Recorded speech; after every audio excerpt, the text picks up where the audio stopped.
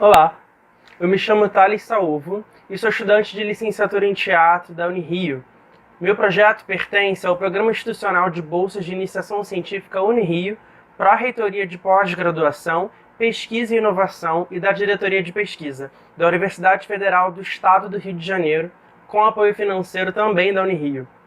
O projeto é intitulado Autonomia do Teatro Lambi-Lambi dentro da linguagem de formas animadas, e ele se vincula ao projeto Estudos sobre o Teatro de Animação e Teatro Infanto-Juvenil, do Departamento do Ensino de Teatro, coordenado pelo professor doutor Miguel Velinho. Inicialmente, a minha pesquisa previa 3 frentes de trabalho. A primeira seria a produção de uma reflexão textual a partir da biografia já catalogada em textos sobre o teatro Lambi-Lambi. A segunda, o levantamento de dados sobre artistas autônomos que se dedicam a essa linguagem a partir de entrevistas no campo de atuação nacional e internacional. E uma terceira, que seria a construção de um projeto prático e investigativo em torno da técnica foco da pesquisa em espaços urbanos com orientação do professor doutor Miguel Velinho. Com o surgimento da pandemia de Covid-19, eu fiquei impossibilitado de fazer a terceira parte da minha pesquisa, que seriam intervenções nas ruas utilizando o teatro Lambi-Lambi e participar de festivais em que estava previamente programado, com uma caixa de espetáculos que já possuía durante o tempo de pesquisa. Adaptações do meu plano de estudos tiveram que acontecer e ele foi readaptado para somente acontecer o levantamento de dados sobre as criadoras do teatro Lambi-Lambi, Ismini Lima e Denise de Santos, assim como a produção de um artigo sobre o teatro Lambi-Lambi. O teatro Lambi-Lambi é uma linguagem do teatro de formas animadas que nasceu no Brasil, na década de 80. Nesse teatro em miniatura, confinado em uma caixa, histórias de curta duração, em torno de 2 ou 3 minutos, são apresentadas a um ou mais espectadores por vez, sempre para poucos, criando uma intimidade construída entre artista-propositor e espectador. O nome Lambi-Lambi faz alusão às antigas máquinas fotográficas que povoaram as praças brasileiras no início do século XX. Originalmente, esses fotógrafos utilizavam máquinas em forma de caixa, onde o processo de revelação consistia em lamber o negativo, daí se dá o nome Lambi-Lambi. As criadoras dessa linguagem, Denise de Santos e Ismini Lima, afirmam que o segredo é o ponto-chave do trabalho, onde espectadores, movidos pela curiosidade do que acontece na caixa, recebem um presente do artista manipulador da história encenada, pois a cena acontece diretamente somente para quem assiste o espetáculo.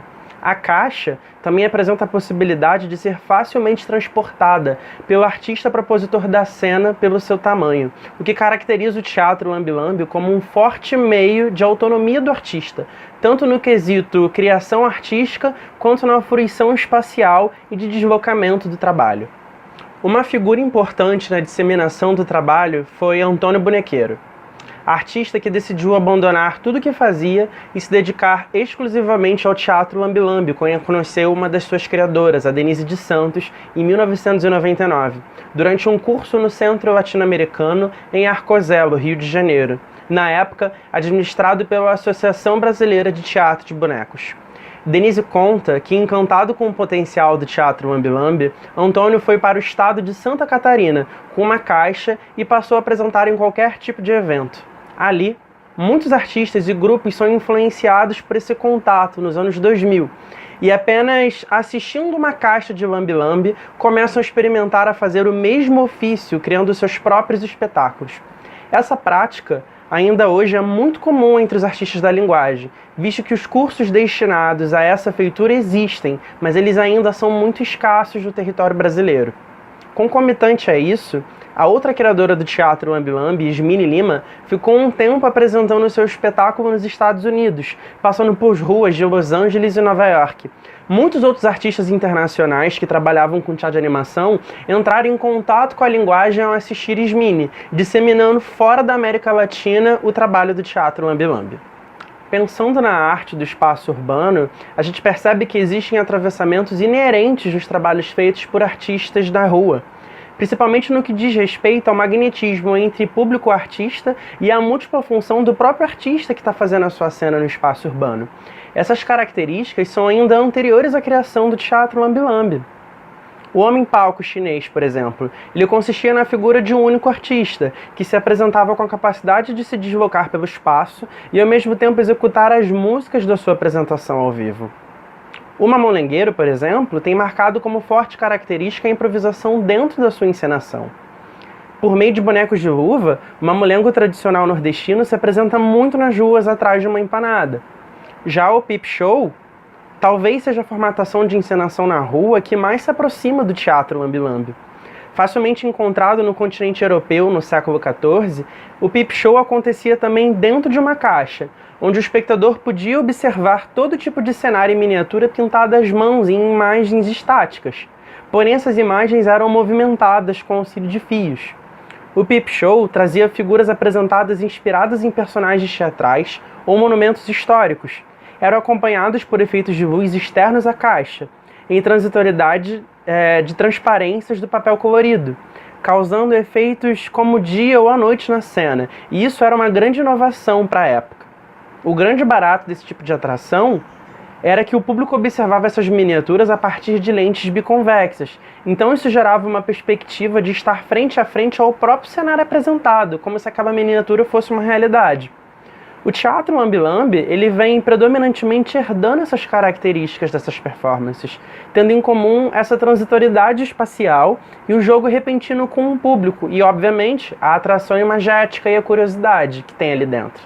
Uma outra característica do caixeiro ou do lambe-lambeiro é a profunda conexão estabelecida entre ele e o seu espectador. O artista manipulador da caixa de teatro lambe-lambe consegue observar as reações e respira junto de quem o assiste conforme cada cena se desenrola. Dessa forma, ele tem controle sobre o que faz e, ao mesmo com um roteiro de cena já pré-definido, ele consegue antecipar as reações que ele deseja imprimir em quem o assiste. Essa estrutura, ela remete à época dos primeiros filmes, ou o primeiro cinema. Quando surgiu no século XIX, o cinema muito se difere da memória que temos da sala escura, com uma grande tela. Ele foi também fonte de experimentos e não necessariamente envolvia projeção em sua realização. Esse cinema que eu estou falando, ele proporcionou a fusão de muitas modalidades cênicas da cultura popular, e foi durante muito tempo exibido nos mais variados espaços alternativos, com o artista se dividindo nas funções de exibidor e apresentador do que ele está fazendo. É nesse campo que nos interessa um paralelo ao teatro lambe-lambe, criado em 89 no Brasil. Esse primeiro cinema, ele era uma grande atração, em que o objetivo principal era maravilhar o espectador através da imagem da experiência de quase realidade que ele estava passando. O espectador poderia estar assistindo uma grande tela móvel com pinturas feitas à mão que se desenrolavam por muitos e muitos metros. O espectador poderia estar observando imagens fotográficas que eram trocadas manualmente, gerando a sensação de movimento. Essas grandes atrações, como o Stereorama ou o Mariorama, ainda comportavam atores que recebiam um público vestido de personagens, e essa atração poderia ser uma plataforma que imitava um balão subindo no ar, ou um trem que o espectador embarcava e partia em movimento, por exemplo.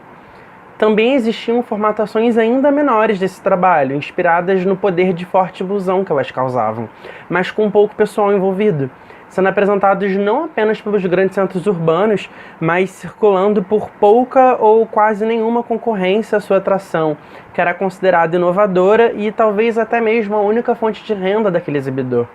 Em tais trabalhos, funções como produção, direção, fotografia das figuras que eram apresentadas, ou até mesmo pintura, eram muitas vezes feitas pela mesma pessoa, pelo mesmo artista, talvez pelo caráter muito inovador que a linguagem apresentava, ou pelo caráter muito autônomo que a linguagem dava também de presente.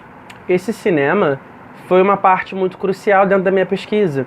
Eu percebi que ele também tinha uma particularidade muito comum do teatro lambe-lambe, que era a possibilidade de ser apresentado em múltiplos espaços, tal qual foyers de teatro, intervalos de outras apresentações artísticas ou lugares de passagem com bastante movimentação de pessoas, os espaços urbanos. Esses ambientes são por si só uma escolha inerente e necessária de ambos os trabalhos, tanto do cinema quanto do lambe-lambe, pois possibilitava chamar a atenção de possíveis espectadores espontâneos, que não necessariamente foram ali para ver aquela apresentação, mas são atraídos pela sua singularidade e inovação. Esse cinema, ele não era necessariamente linear, diferente do cinema hollywoodiano posterior, que abraça a verossimilhança do real em suas cenas. Esse primeiro cinema que a gente está falando, ele era sincrético, enquanto abordava o simbolismo de alguma coisa com imagens feitas e apresentadas de forma artesanal. Essas características me fazem pensar imediatamente na amplitude de possibilidades que o boneco dá a uma cena, seduzindo o espectador enquanto faz coisas que o corpo humano muitas vezes não consegue por suas limitações, ou pela gravidade, ou pelo espaço que a gente está inserido. E ao mesmo tempo, transforma o espaço cotidiano como urbano em um lugar de interferência da própria realidade em que ele está cercado. Falando ainda um pouco sobre a imagem, o poder de atração e sedução, eu fui pesquisar sobre o elemento da fotografia presente na própria estrutura inicial do fotógrafo Lambi Lambi, deixada aos artistas que adaptaram sua caixa ao teatro Lambi Lambi. Ele vem na minha pesquisa como conexão à autonomia do próprio artista lambi-lambeiro ou caixeiro. Roland Barthes, ele afirma em seu livro A Câmara Clara que o que a fotografia reproduz ao infinito, ela só ocorreu uma única vez. E a fotografia repete mecanicamente o que nunca mais vai poder repetir-se existencialmente. Sempre com o observador olhar a fotografia. Ou seja, a imagem estática tem no seu cerne o grande poder de atrair o olhar do espectador ao eternizar um momento que nunca mais se repetirá. E traçando um paralelo com a própria forma animada, seja ela boneco, seja ela sombra, seja ela objeto, quando não tem ânima, quando não está sendo manipulada por um artista, essa forma inanimada, ela seduz o espectador através da sua curiosidade, ao momento único realizado somente a ele. E aí logo, quando a gente está falando de teatro Lambi Lambi, a gente tem a figura do espectador que sente a necessidade de esperar na fila a sua vez para ver aquela atração. E depois que ele assiste, ele provavelmente não vai compartilhar com os outros na fila o que foi que ele viu, pois o segredo, o presente dado a ele, o segredo revelado, foi dado somente a ele naquele único momento, que foi dele e não dos outros. E isso vem desde a fotografia. Concluindo, a autonomia do teatro Lambi Lambi diz respeito não somente à escolha do artista de trabalhar com aquela linguagem, de montar sua pequena casa de espetáculos muitas vezes por conta própria depois de assistir à apresentação de outro artista caixeiro ou lambi-lambeiro.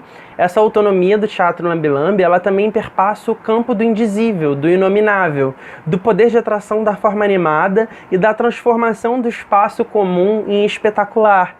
E essas estruturas, elas são deixadas de herança dos artistas urbanos anteriores à criação do próprio teatro Lambi Lambi. E por que não? Da própria estrutura de criação da imagem em câmaras escuras, como o cinema e a fotografia, ou da estrutura de criação da imagem em câmaras claras, como a reprodução de pinturas criando a sensação de falsa realidade.